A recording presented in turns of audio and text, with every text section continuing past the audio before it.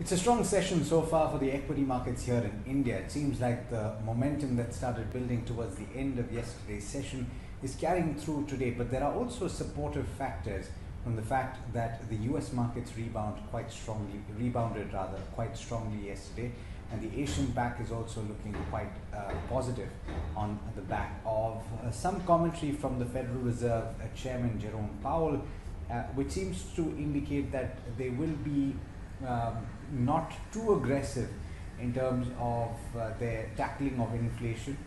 Powell said in a written statement ahead of a conversation that he will have before a subcommittee of the House that he sees inflation, he reiterated rather that inflation would be transitory, and once supply side issues are taken care of, he sees it going back to the goal of the Fed.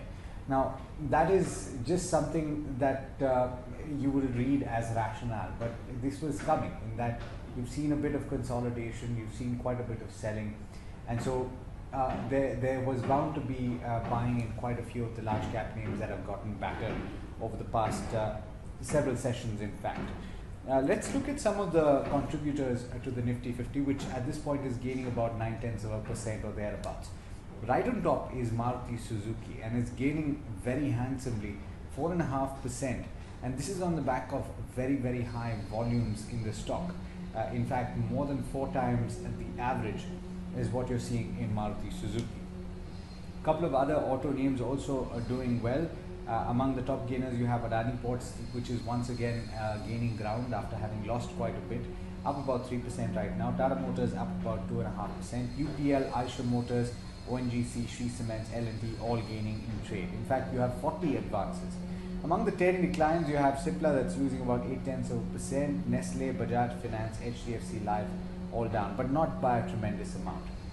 If I look at the sectoral indices, let's see what the picture is there. In fact, you have only one index, and that is the pharma index, that is trading flat with a negative bias. Most of the other, in fact, all of the other indices are gaining, and the biggest gainer is, of course, the Nifty PSU Bank. Bet you thought that I was going to say the auto index, but it is in fact the Nifty PSU Bank index, which is gaining about 2% and building on the momentum that had started gathering in yesterday's session itself.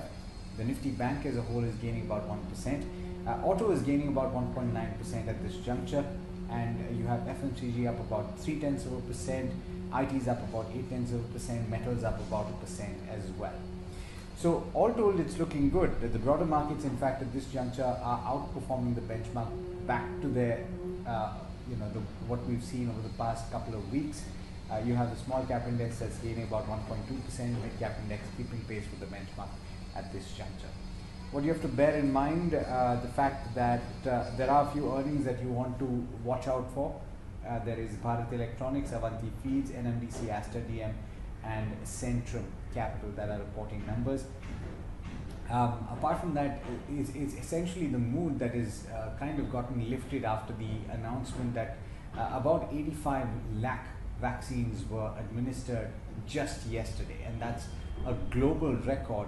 If the government manages to ramp this up just a bit further, or even keep this pace, and of course that's dependent on vaccine availability, then a large chunk of the adult population, if not all of it, will be vaccinated by the end of the year, and that's a huge positive.